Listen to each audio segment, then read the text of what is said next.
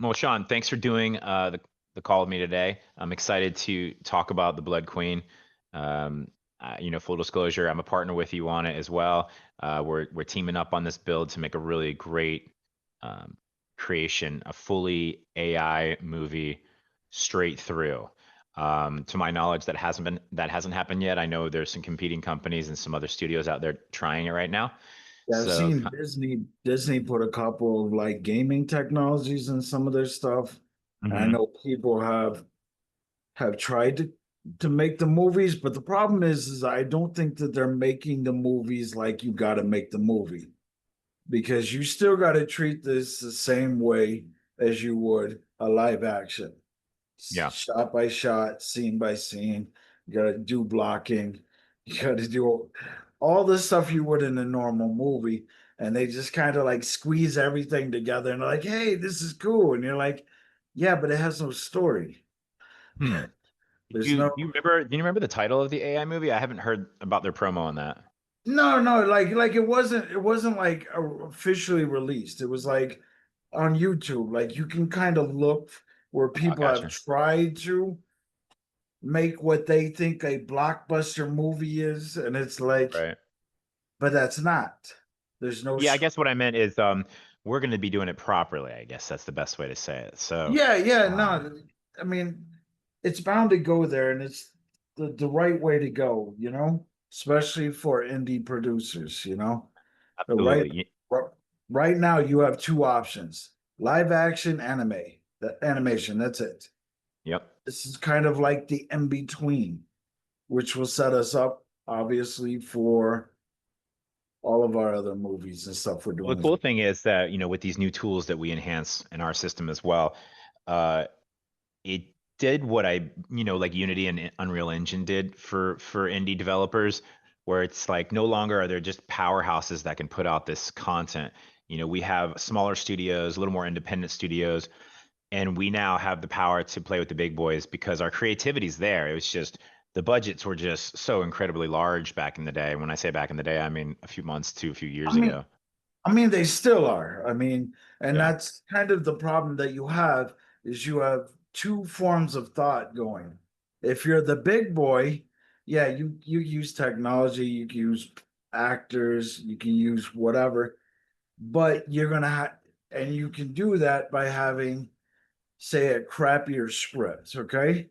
And this Hmm. isn't me talking smack. This is just my very biased opinion. Hmm. Like say John Wick, for instance. John Wick isn't a really, to me, an amazing plot. Guy's dog gets killed, he kills everybody. That's the storyline. However, because because they have 100 million, $200 million budgets, they can employ the right people to elevate that film, which they did. Keanu Reeves did well. All Hmm. the other actors and actresses in there are top notch as well. So it elevated the screenplay. Indie budgets, I mean, Right. if you ever are interested, there's a couple websites you can go to look at what indie producers are looking for. Hmm. Because before we decided to produce everything ourselves, I looked at those boards all the time, trying to see, hey, where could my screenplay fit based on what, but like stuff that they're asking for just because the budget for a live action. I mean, like if you took the Blood Queen, Yeah. you're talking at minimum, at absolute minimum, like bare budgets, $100 million at minimum.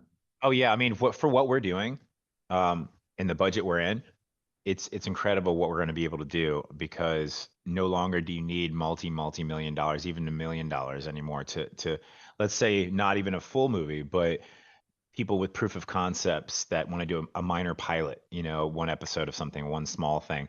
It brings all the indies up to the big boys a little bit, and we get to compete a little bit better. So I like that. So, um, Exactly, because yeah, you'll see where like the indies, like they're like because they might have $1 million budget, and right, that's on the high end. They might really only have 50 grand, but fair, fair. on a high end up to 1 million, and they're asking for like almost. because you're very limited on genre when you have that kind of budget, you know? You're not Mhm. going to do fantasy. You're not going to do horror.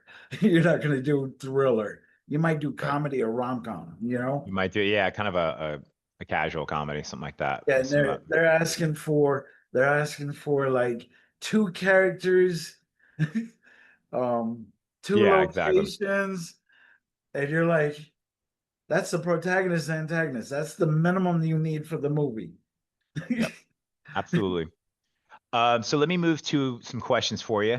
I want to pick your brain a little bit for everyone who's listening to hear more about this project, straight from you, because you are the creator of it originally. And so, basically, the first thing is, where did you get this idea from the Blood Queen? What inspired you to just jump into it and say this has to be a movie? Can you tell us a little bit more about that? Yeah, yeah. So what had happened is I started getting into screenplay writing when I moved here to Columbia, you know? Hmm. And it all started because I watched a Facebook movie, one of those little Facebook AI stories, you know what I'm talking about? Yeah. And and I heard it was like a 3 minute thing. And I was like, you know what? It just like came to my head. It's like that should be a movie. And that was actually when I started working on Daughter of Shadows, which is on its like 50th rewrite at this point. One day it'll get done. But it was the first one I ever written. And then it was when I realized I didn't actually know how to write screenplays. Yeah. Your first screenplay is going to be horrible. And it was. It was brutally bad. And so then I learned and started studying. Spent about 6 months, 8 months just rewriting, learning. And then Right. eventually there's a movie that I really, really like. It's actually one of my favorite movies called Pan's Labyrinth. You ever seen it? Oh yes. Oh yes. Love It's Pan's one of Labyrinth. it's one of my favorite movies of all time. What I like about it is kind of like an adult fairy tale, right?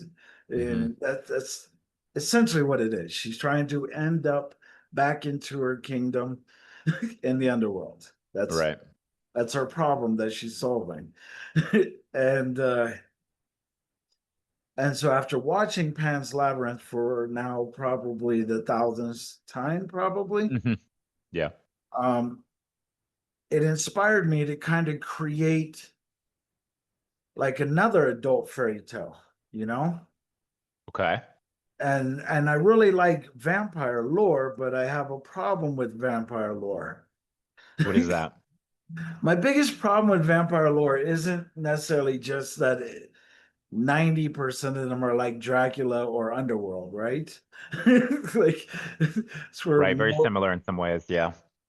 but my biggest problem with the vampire lore is that it doesn't actually explain or encase the problem as to why vampires hate humans so much, considering they were human.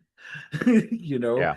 yes, yes, they're more powerful. Yes, they're immortal, and you can kind of chalk it up to that.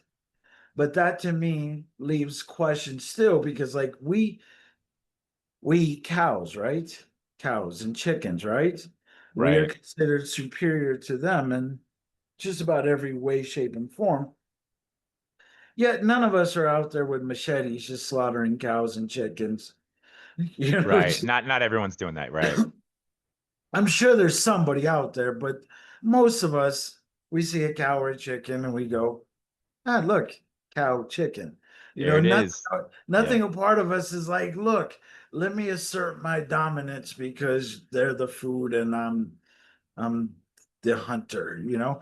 So I was Right. like, cool. So let me do an adult fairy tale, which is, as you can admit, it definitely has that to it, you know?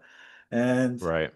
So would let you me, say it's a tragedy, or would you say it's a love entanglement? Like, what's kind of the best way to describe what people can I, expect as I an think the overall? way that it really kind of came about, Hmm. because it is a tragedy. There's a lot of tragic things in there, you know, like Right. there's, there's definitely things that are, and there is a romance to it, obviously.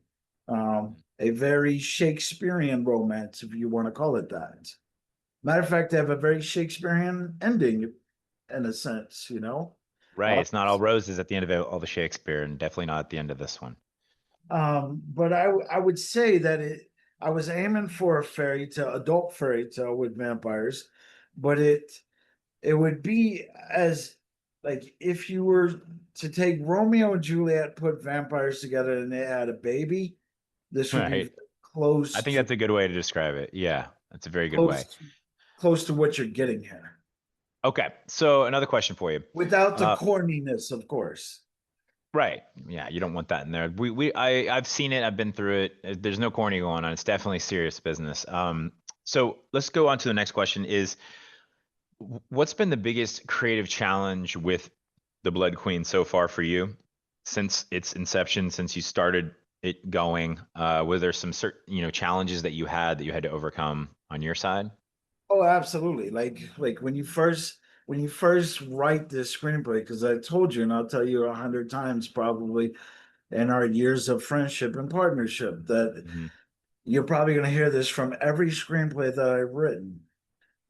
As soon as I write it, I want to watch it.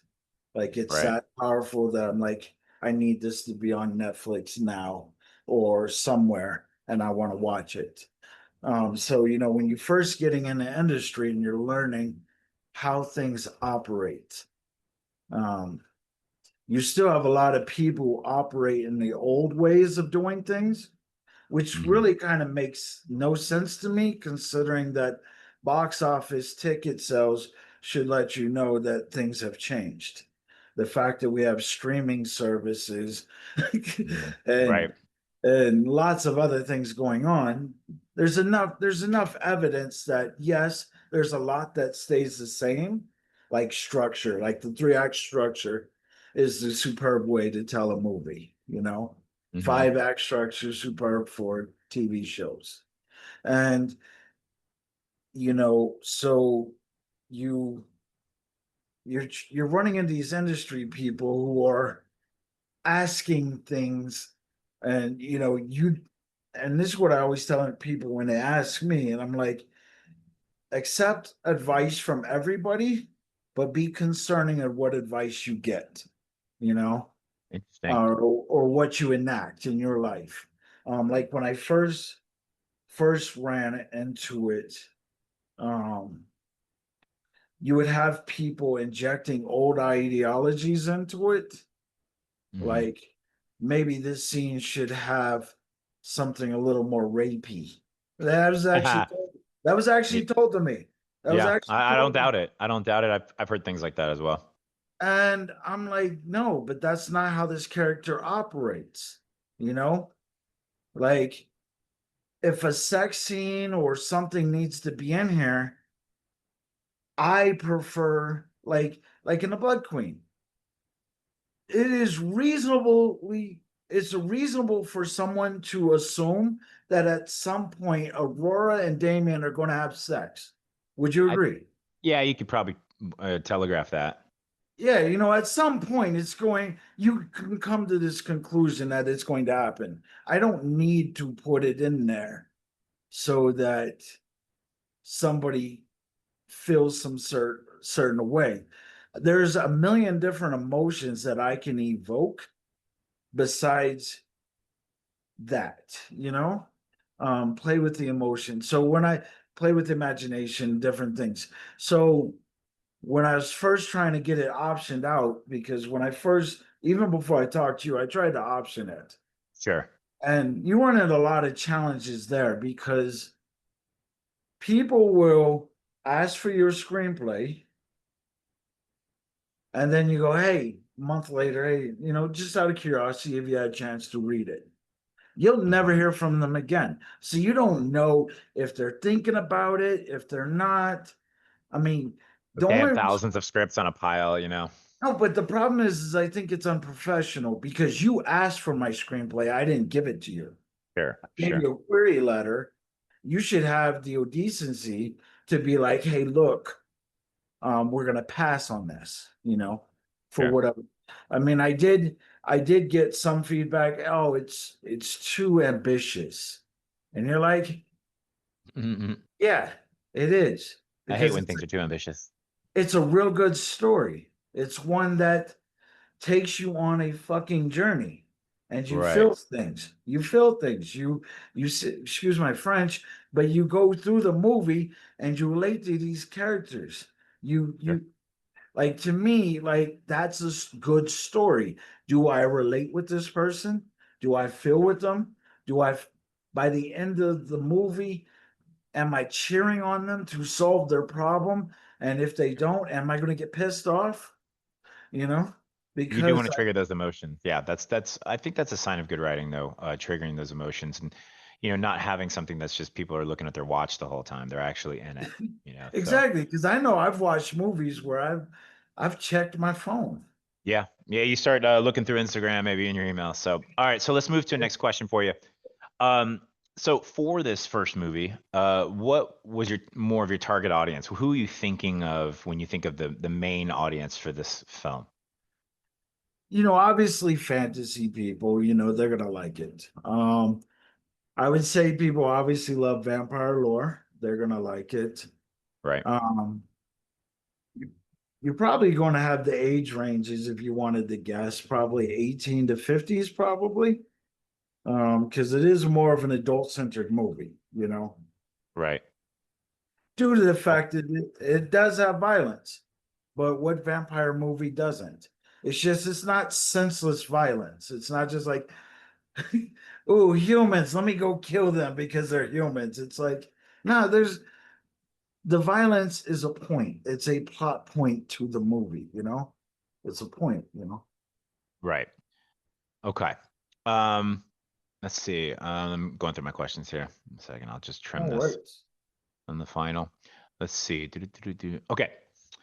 Uh, for Blood Queen's launch, I want to talk about what you want to plan and what we're going to plan together for pushing it out. Are you a fan of soft launches? Are you a fan of only streaming launches? Talk to everyone about how you want to push this out for them to watch for the first time when we're finished. So the challenge for the indie world so is there's two kind of ways to go about it. There's the distribution or the aggregator way. Hmm. And distribution, is typically more aligned with, say, movie theaters. Hmm. Since this is our first movie, obviously the budget isn't there for this massive movie launch, which they're very expensive to put in movie theaters because you got to go ahead and have this go to the motion pictures of America. They get to tell you what to you have to remove and different things so it fits their guidelines. And there's a lot of bureaucracy to it, which is typically why you see the major production houses mainly. I mean, obviously there's some one-offs throughout time, like Blair Witch and what was it, the other one? Paranormal Activity. There's a couple low budgets, but usually, typically, you see your Disneys and stuff like that in there. Yeah. Um, so Okay. obviously, the aggregator way is the way to go. Film Hub is who I think we're going to use for that. I mean, I would like to obviously do something like what they do with movie theaters. Is a lot of times they'll do a premiere, for a Hmm. movie to kind of stir up people asking questions, and wanting and some of that demand, right? Right. So we can do a virtual.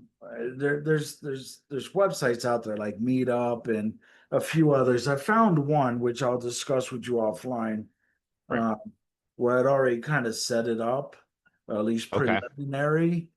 preliminarily for the production company. It allows us to host up to 20,000 people. Okay. Um, we can either decide to go free or like $5 a ticket or whatever we decide. To kind of get people to watch it. They can watch it in their homes. Sure. We It provides them a link. They can watch it. We just kind of host it somewhere, where it's protected, of course. And then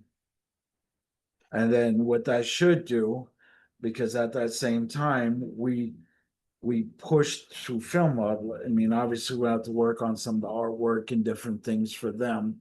Like I kind of talked with you about this offline Yeah, before. yeah, promotional artwork. We're going to be doing that as well. I And think. so Oh, yeah, we go ahead. we push it there. And what I think what will happen, what I would like to see happen is we get enough demand of people watching it that they watch it and they go to social media and to the socials that you're going to be setting up and different things to Right. sit there and comment on it, because all those streaming services, they pay attention to social media. Yeah, absolutely. And I think if we can get enough people to do it, I think it could really help us in the long term, especially for negotiations, etc. Sure. And there's a lot more streaming platforms now. There's a lot more ways to get that out there. But it's good to know that Film Hub is your main goal there. Yeah, Um, it n- has there was like 50 or 60. It's like all the major ones, Amazon, Netflix, all of them, and right. then a whole bunch of them that I didn't even know about. Right. Yeah, there's always something new coming up. All right, so let me move to another question for you. Um, Among the characters, which I absolutely love, these have been fun to build. To see the clothing, the period clothing, the armor, the facial expressions. It's been fun. Uh, for you, as the creator of the characters, who's one of your favorite characters? If not, if you have several favorite characters that maybe you love more than others. So that's a tough one because I think it was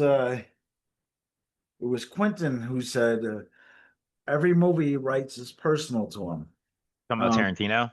yeah, you Yeah. may not know why it's personal to them, and I feel him on that because every one of these movies, all four of them that we're going to be making so far, they're personal to me, and so like each of these characters are, especially in this one, because I like Aurora because not just because she's a protagonist, but because with the cards that she was dealt, she handled it pretty well. you Hmm. know, all things considered, Um, and I like her relationship with her mother, and I like the duality between Lysandria as the antagonist, which is the Blood Queen, her Blood Queen persona, and I like the duality there, Yeah. because you because she does bad things. She does some very, very bad things. Um, but it's kind of almost like Raymond Reddington kind of thing where they do bad things, but it's for like good reasons. Sure. Well, yeah, it's like the show Dexter, right? He's a serial killer that kills bad people. And he Exactly. helps the community that way, right? But of course, Yeah, in the end, it turns out still to be a bad thing. like she loves her daughter, and like all this is about protecting her daughter, even though she makes catastrophically bad decisions, especially towards Act Three, which I won't give it away. Yes. Not yet. um, Not yet. and obviously I like Victor because Victor is like he's like he's like what you would expect for like a father figure, Yeah. like he's willing to go all in for the people he loves, and More of the noble role, right? yeah. So I mean, those are probably my three favorites. Obviously, I mean, Damien has his part, and I obviously like him, but he's a stakes character. Yeah, Um, absolutely. there's other movies where I enjoy the stakes character more, but Damien is a required character for the story, and his character is pivotal and a good character. He's Sure. trying, he's torn between two worlds. So Right. he's doing the best he can, considering he hates vampires but falls in love with one. Yeah, that's always a emotions torn apart, you know. Okay, so next question for you is that you mentioned four other movies. Are these all tied together to Blood Queen, or are they their own separate story? Their own separate story. I mean, when we finally do a Blood Queen 2 or any spinoff, anything, I like to I want them to be like almost like their own movie. You know what I'm saying? Like, yes, you have the same Right. characters. Yes, you Right. kind of have the same lore, but I want them to be like their almost standalone movie. But yeah, the other three movies, Bound by Magic is my take on a magic movie. Mm-hmm. You know, um, Mm-hmm. To Hell and Back is my take on a romance movie, which you have the screenplay for that. Yes, I do. And then Fatal Choices, where that's an interesting one in itself. Okay, so maybe I'll keep that one close to the vest for you, right? Um, okay, so without giving too much away, what kind of themes or emotional arcs do you hope audiences connect with in Blood In the Queen? Black Queen, Yeah.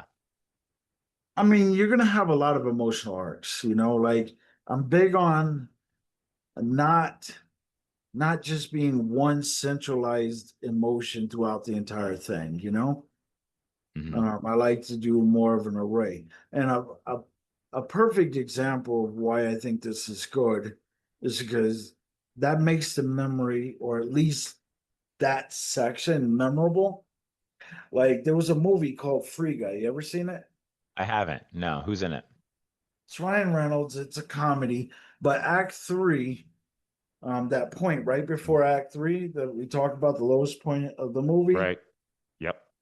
was such a dramatically different than the rest of the movie that I can only remember and enjoy that one scene. You know, Yeah. I mean, the movie was good, but that scene is what made it great. Like, had they not put that scene in, it would have been a basic comedy movie. But because Or they went with such drastic emotional arc, it made it memorable. And that's so, I mean, you're going to feel a lot of emotions. You're going to be happy, you're going to be sad, you're going to be angry, you're going to be shocked. yeah, I mean, kind of a mixed bag, right? Yeah, of a lot of emotions, but they have their own purpose, right? You want to get into it, and that's what you feel when you feel for a character, right? After the character building, yeah, you because my goal, and everybody who writes has an idea of what their job is. And my job is to take a problem, which is the plot, that is big somehow, some way, whether it be internal or external, about these fantasy people, like nobody, like these people don't exist other than in my head and in this movie and on the script. And when we eventually do a video game, they'll exist there. So I gotta take you, the audience, and make you connect, like, understand, cheer on, however you gotta connect with this protagonist. And and just like life, you have a wide variety of emotions, and that's really why people watch movies. And I gotta take you through these emotions, but I also gotta do it in a way that makes sense, you know? yeah, you don't want to get too lost with too many layers. Um, I felt that way about the new Beetlejuice movie. Did you see it? I have not. Basically, I feel like they were trying to impress so much, Tim Burton and the crew. They had so many subplots, it was ridiculous. There was a main one. I don't want to give too much away for you if you want to watch it, but watch it when you can. The Beetlejuice, second one. They had an antagonist coming after him and an ex-wife kind of thing, and then there was another thing he was trying to get married to Lydia, and then there's another thing with this guy, which I can't tell you more because it's really important to the story. But there's a guy with Lydia's daughter, and it's like three and four, possibly even five subplots. And it just became like at the end of the movie, I feel like they tied it so fastly together, like quickly together. It was just a mess of, quickly solving it. Like, what's going to happen with these people? And they quickly off them. And it's like, oh, well, that was kind of a cheap way of doing that. But so, I mean, And yeah, go ahead. that's a trick to also writing, because there's a lot of theories as well. And one of the theories, and you can tell this theory even in my writing, as this is going to always be the case. There's about 40 to 44 plot points throughout the movie. So there's going to be subplots. It's just for me, I like to use the subplots to not only push the story forward, because everything has to push the story forward, but I like to use it in a way that helps kind of fill in some of the gap, you know? Mm-hmm. Like like in the Blood Queen, one of the subplots is Victor going through kind of a flashback, right?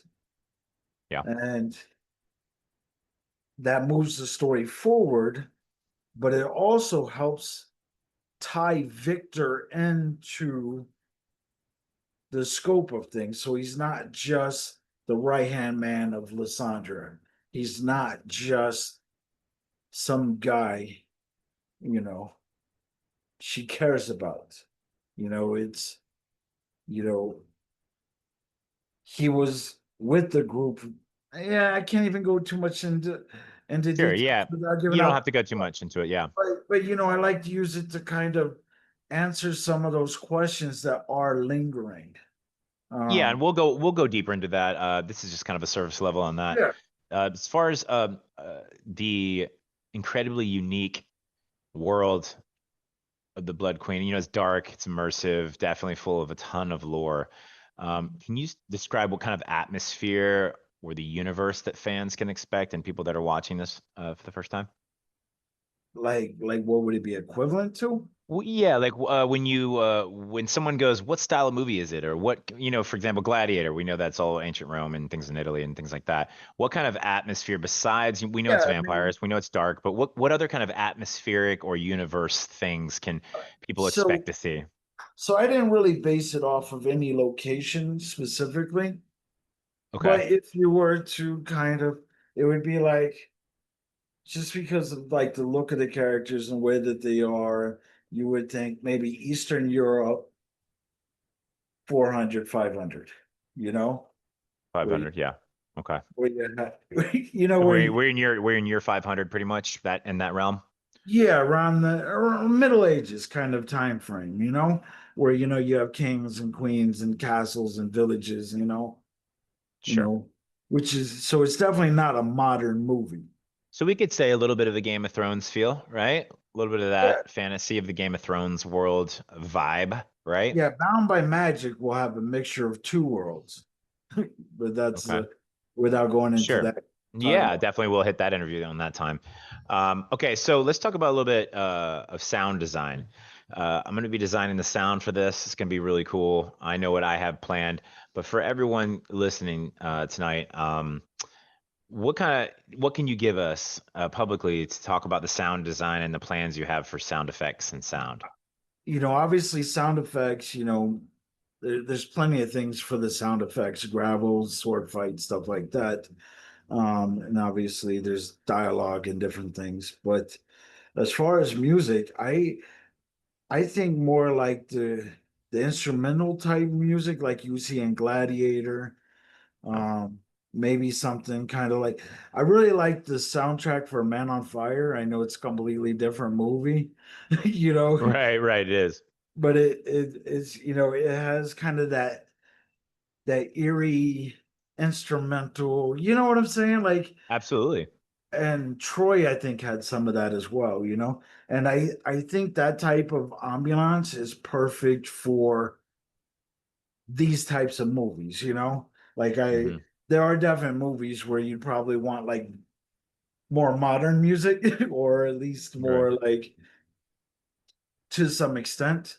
Possibly, I don't know. I think we'll have to address each movie individually, Absolutely. but Right. this this one I think will really benefit because with all these movies, there's lots of emotion, lots of emotion. There's not one movie that's it's just kind of like, I'm just going to sit through here and not feel something, you know. Right. I mean, Okay, so all of let's move all to. of them go pretty hard on the emotion, and music is such a crucial part of interjecting that, you Oh know. yeah, that really brings it on home for everybody and puts them right in the moment. So, okay, so a few more for you. Um, you mentioned a video game a little bit there, a little hint there, and me as a game developer, that drives me wild. Tell me a little bit more, and a quick little snip of the future plans of what you might want to do, as far as role playing or how you might want to do a game for this series. So that's something I would definitely want to sit down with you about. I mean, I've Hmm. played games, and obviously I still do periodically, but I'm not a Twitch streamer, I'm Sure. not I'm not adverse in every single possible, game. I mean, like I told you, I dabbled a little bit with what No Man's Sky. I played WoW for a little while. Um, so I've dabbled. I'm not a huge gamer, so obviously I'd want Sure. to talk with you, obviously, Yeah, on I would probably go the direction of, when we get there one day, when you talk about such heavy lore, you get into maybe because I want the to role playing. expand the lore because in a movie I don't get to really go into the lore too deep. I, Right. I mean, I've only got your attention for so long. But Sure. a gaming situation, those are people that I mean, there's people that like, oh wow, will listen to every single movie clip that they do, read Sure. every single Yeah, they're deep into the conversation. lore. They're into the Yeah, lore and all that. I would say for this, I'd probably package this as possibly a role playing game. Those kind of things where you have inventory and vendors and you run around the cities and maybe an MMORPG, yeah, something yeah. like that. Maybe kind of like a in between. Maybe a Diablo. What do you think about a Diablo style game? That'd be kind of cool, like an overhead shot, kind of dungeon crawler. What do you think about that? Could be fun or Yeah, or God of War kind of concept. could be definitely cool. Yeah, so we'll Because definitely have some fun. But that's all about lore at that yeah, I point. think I think it's really exciting for people to hear that there's more on the horizon. I think a lot of people like to hear there's future plans in the roadmap, so I like to poke at that. So, Of um, course. yeah. So I mean, to kind of wrap this up for tonight, um, what's your overall goal with this movie? I mean, if you could have anything you wanted, or you have a dream there, or something that's way over there, that light at the end of the tunnel, I guess you could say. What's your overall goal with this first movie? If you can tell me anything there. Okay. Obviously, goal number one is I want to watch it. Hmm. Like even if I'm the only person, which I know it's not going to be the case, but even if I'm the only person who watches this, I'm the only person in the It'll be entire worth it, right? 8 or 9 billion people on this planet. If only I can watch it, then I have achieved every goal that I had for this thing. Now, obviously, it has the potential to blow up and give Blood Queen one, two, three, however, with without ex, without making the lore feel like it's stretched too far. Right. Because law of diminishing returns does exist. It's a real thing. So as long as that isn't there and there's still a demand for it, and we'll keep creating stuff. But yeah, like Sure. my personal goal is as long as I get to watch it, because I've wanted to watch it literally from the last period that I put in it. Right. Well, yeah, that's definitely going to happen for you. Um, I want to thank you, Shaun, for answering the questions and going over this. We're gonna have a lot more of these podcast clips for everybody to check out as we progress. Just so everybody knows, right now we're on the first few scenes. We're building the first few scenes, I believe 1 through 4 right now. We're going to be taking, good chunks of it throughout the weeks, so we'll have more updates on the Blood Queen soon. So thanks, Shaun, for joining me on this segment tonight. Thank you.